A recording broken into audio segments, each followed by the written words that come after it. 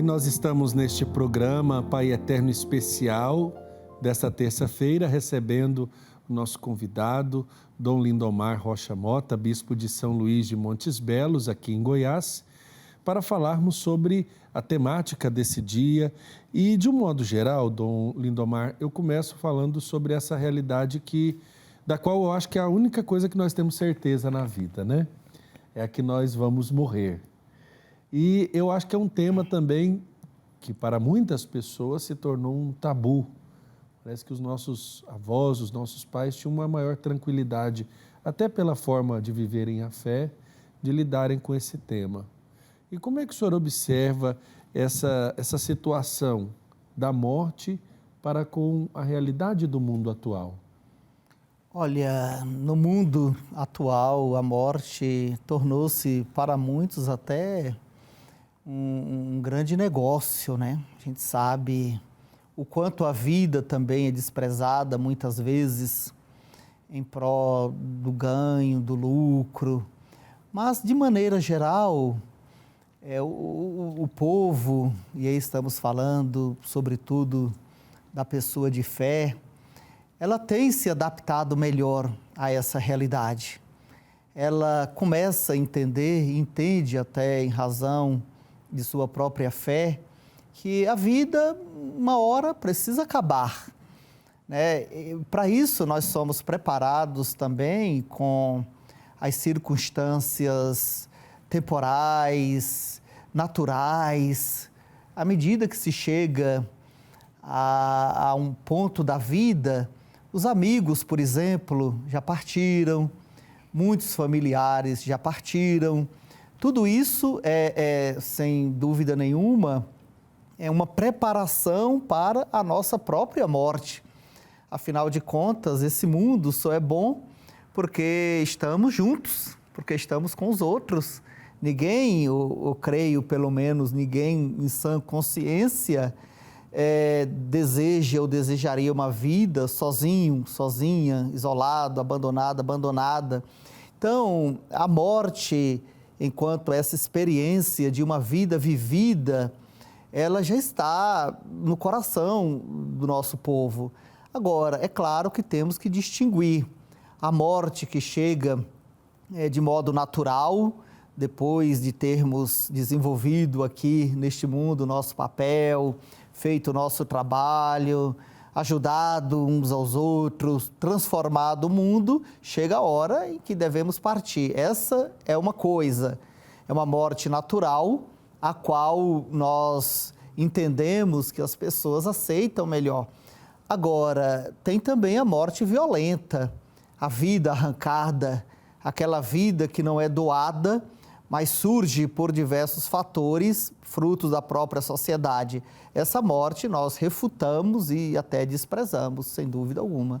Isso tem ficado, parece que mais presente para nós na situação em que o mundo se encontrou há pouco e ainda muitas pessoas se encontram com relação à pandemia, né, Dom Lindomar? Muitas pessoas passaram a conviver com esta realidade da morte, de verem, se não seus parentes mais próximos, pelo menos alguém que você conhece, próximo à sua família, que infelizmente teve essa morte por conta dessa forma, muitas vezes, de cuidar ou até das nossas autoridades de conduzirem essa pandemia da Covid-19. Primeiro, a surpresa que tivemos, né? Acho que não podemos deixar nunca de considerar essa geração, há mais de 100 anos, ainda não havia experimentado uma pandemia, uma doença que se espalha e se espalhou pelo mundo inteiro. E, de repente, nós vimos coisas que julgávamos infactíveis, irreais, aeroportos fechados, viagens sendo proibidas, proibição de aglomerações, de encontros. E diante dessa realidade que se formou como uma novidade diante de nós, nós assumimos duas atitudes. Uma é de negar. Nada vai acontecer, não vai chegar até nós. vai ficar lá pela Europa, vai ser como a H1N1, como a gripe aviária que experimentamos. E um outro grupo que dizia, vai chegar, mas não vai me atingir. Enquanto estávamos somente no debate teórico e falando dessa pandemia, não nos afetava. Mas, de repente, começamos a ver pessoas que conhecíamos. E sempre que algo de ruim acontece com pessoas que conhecemos, ou seja, o mal ganha um nome, ganha um rosto. E aí, então, nós começamos a tratar seriamente a questão. A Covid, então, chegou às portas de nossas casas, atingiu nossos parentes, nossos amigos. São Luís de Montes Belos, por exemplo, só na catedral perdemos 2 ministros extraordinários da comunhão eucarística, em toda a igreja, bispos, padres, muitos fiéis, pessoas que colaboram conosco. Então, a partir do momento que a morte desse jeito chegou em nossas casas, causou espanto para nós primeiro, porque era uma morte, digamos, que não estava dentro do nosso projeto comum de vida, onde a morte se enquadra, mas alguma coisa que chegava para romper com a normalidade das coisas.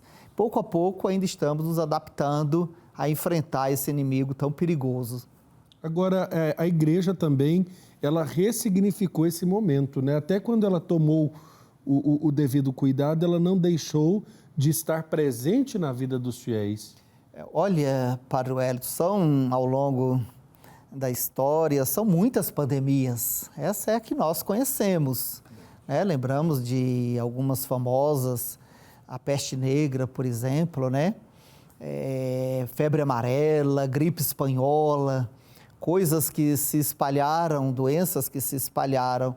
E a igreja nunca, os fiéis da igreja, aí digo bispos, padres, fiéis, povo de Deus, a igreja nunca se isentou e nunca se isentará de estar junta com aqueles que precisam. Estar junto é estar junto de fato, é estar junto de fato. Ou seja, bispos pegaram o Covid, inclusive esse que vos fala, padres. Eu também. Você também. Alguns chegaram a óbitos, bispos, muitos padres e, obviamente, muitos fiéis. A igreja, em um determinado momento, seguiu as indicações da ciência, o caminho da prudência, porque sabe que uma vida perdida desse jeito é uma vida irrecuperável, inclusive da própria pessoa para a família, mas ao mesmo tempo não se eximiu de estar juntos e sofrer, inclusive, com aqueles que padeciam a sua mesma dor, as suas mesmas perdas. E entregou tudo isso nas mãos de Deus. Com a ajuda daquilo que sabemos hoje, com a ajuda de Deus, estamos, sem dúvida alguma, conseguindo ultrapassar esse nosso deserto. Certo. E quando a gente observa também a questão das celebrações, né? Muita gente se sentiu afetada no sentido de não poderem participar. No primeiro momento, até muitos das comunidades não compreenderam as medidas que a igreja tomou para a precaução e a não proliferação do vírus, né? Sim. Quantas vezes nós celebramos, não sei se o senhor teve essa experiência, acho que sim, celebrar com a igreja vazia e às vezes para frente de um celular, de uma câmera, né? A posse do senhor foi em meio a uma situação pandêmica, não é mesmo? A posse, inclusive, a minha primeira presidência de celebração aqui no Santuário Pai Eterno, era também sem os fiéis, somente e muito reduzido mesmo assim, a equipe que estava filmando, porque não podia ter uma aglomeração para preservar a vida de todos. De fato, deu trabalho, muita gente queria que abrisse de vez, mas com jeito, com paciência, nós fomos explicando aos fiéis que mais importante para nós neste momento era a vida dele, dela, dos filhos, do pai, da mãe. E eles foram entendendo, foram também interiorizando essa realidade, se sentindo uns responsáveis pelos outros. Fomos criando a corresponsabilidade. Então, acho que isso foi também para nós um aprendizado. Nós não somos responsáveis somente por nós mesmos, somos responsáveis por nós e por todos aqueles que estão em torno a nós, a começar dos nossos parentes, familiares, mas de qualquer cidadão que conviva com a gente. Esse é o pacto social, né? Agora, nós vivemos o luto, e aí eu posso dizer que os goianos, cada lugar nós vamos tendo um jeito de viver o luto, né? Os goianos mais parecidos aí com os mineiros, na forma de cuidar do luto e de vivenciá-lo. A gente pode entender essa vivência do luto como uma vivência natural, Dom? Sim, me permita aqui fazer até um adendo. O luto é aquele momento que a gente precisa, estamos muito apegados ainda à pessoa que partiu. O luto é mais difícil quando a morte vem em situação extraordinária. Para cada um de nós, é claro que a morte de uma criança, né, em ter a idade ainda, é muito mais dramática, muito mais trágica do que a morte de um adulto que já viveu a sua plenitude, já deu a sua contribuição, porque enquanto que a segunda é natural, a primeira parece extraordinária, vida tirada. A gente até diz, num dito comum, que nenhum filho deveria antecipar o seu pai e a sua mãe na morte, porque o sofrimento do pai e da mãe é incomensurável, é quase que inconsolável.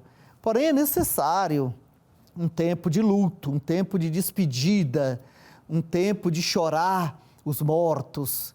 Mas deve ser um tempo, porque a vida, de qualquer modo, continua. E nós temos outras responsabilidades. Além daqueles que foram, nós também temos as responsabilidades com aqueles que ficaram. Por isso, a gente não recomenda o hábito, embora hoje a igreja permita a cremação do ente querido que nos deixou. Às vezes, algumas pessoas querem guardar os restos mortais dentro de casa, fazendo uma capela. A igreja não recomenda essa prática, porque nós devemos nos desapegarmos.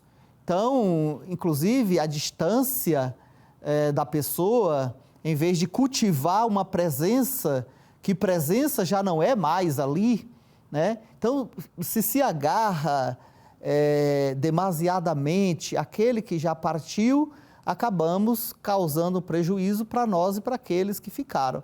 Mas o luto, o choro, o sofrimento na justa medida pela saudade daquela que partiu, é bom, é aconselhável e é assim mesmo que deve ser.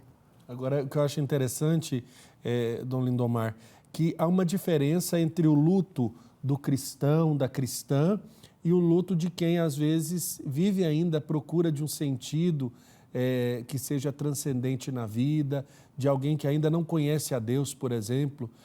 Pode parecer algo distante de nós, mas existe sim quem viva ainda sem conhecer o amor de Deus, e eu acho que há uma diferença sensível entre a vivência do luto dessas duas realidades, né? De quem tem a Deus e daquele que ainda não conhece a Deus. Parece que o desespero é uma marca que define essa realidade, né? Porque sem a fé em Deus, na ressurreição e em Jesus Cristo, o que sobra é o nada, é o vazio. É uma corrida para não chegar a lugar nenhum, dizia São Paulo, né? Então, é preciso superar essa mentalidade. Os próprios apóstolos tiveram que, naquele breve momento, aqueles 3 dias onde o Baltazar, grande teólogo da igreja, chama de teologia dos 3 dias, do sofrimento de Cristo, sua crucifixão, sua ressurreição. Nesses 3 dias está o mistério da nossa fé.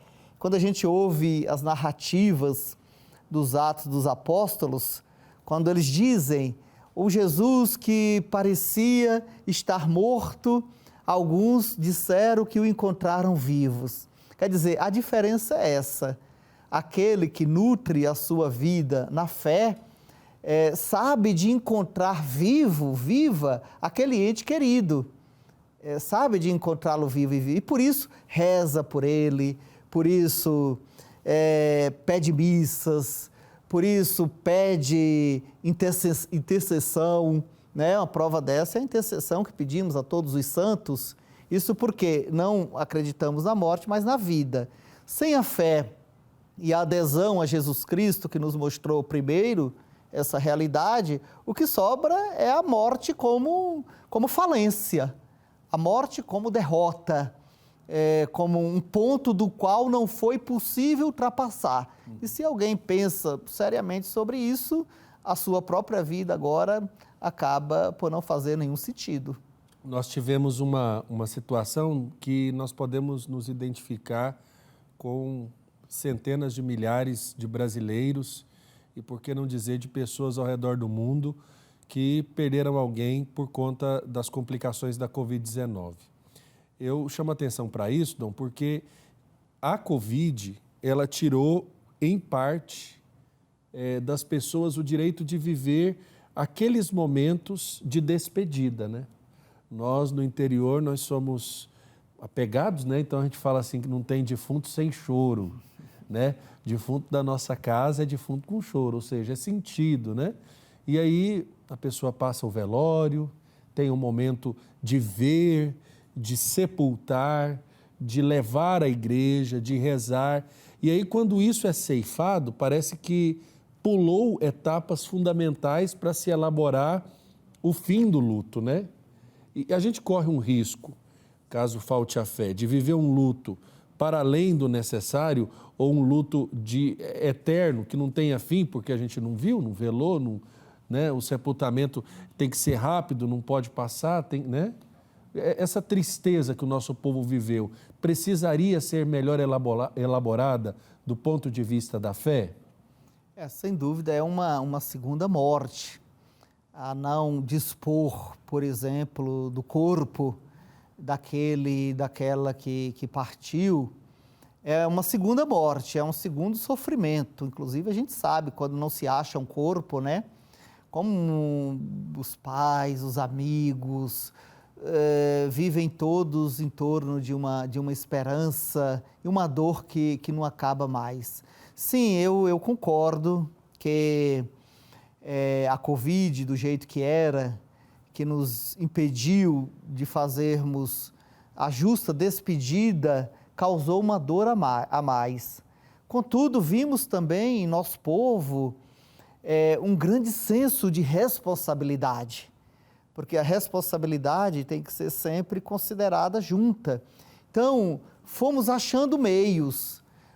Quantas despedidas não fizemos em São Luís, por exemplo, creio que aqui em Goiânia e por toda parte, não fizemos do carro funerário parado na frente da igreja, todos nos carros em fila, e o padre descia lá, fazia as orações, jogava água benta. Então, se de um lado a gente pôde detectar, e ainda estamos detectando, esse sofrimento duplo pela impossibilidade de uma despedida, às vezes digna ou como queríamos, mas por outro lado vimos crescer também muito o senso de responsabilidade das pessoas. E aí eu acho, Padre Wellington, isso eu acho mesmo, creio, que uma coisa compensou a outra. O senso de responsabilidade, de urgência, acabou abreviando aquele luto, criando no enlutado a consciência de que fez tudo o que pôde, e fazer mais do que aquilo que devia era temerário. Esses dias, o senhor falando sobre essa situação, da forma como o luto foi reelaborado a partir da própria Covid, me veio a imagem de eu estava até aqui procurando a fotografia, mas do arcebispo de Manaus, Dom Leonardo Ulrich Steiner. Durante o grande período que tivemos em Manaus das mortes pela Covid-19, uma imagem me marcou muito, a de Dom Leonardo sentado numa cadeira ali de plástico, na frente do portão do cemitério, ele se revezando com diáconos permanentes e outros padres para fazer a última prece naquele momento que antecede o sepultamento. Então, me veio também essa imagem de um consolo que a igreja procurou oferecer, mesmo num momento tão difícil como este, de uma despedida abrupta diante daquela situação.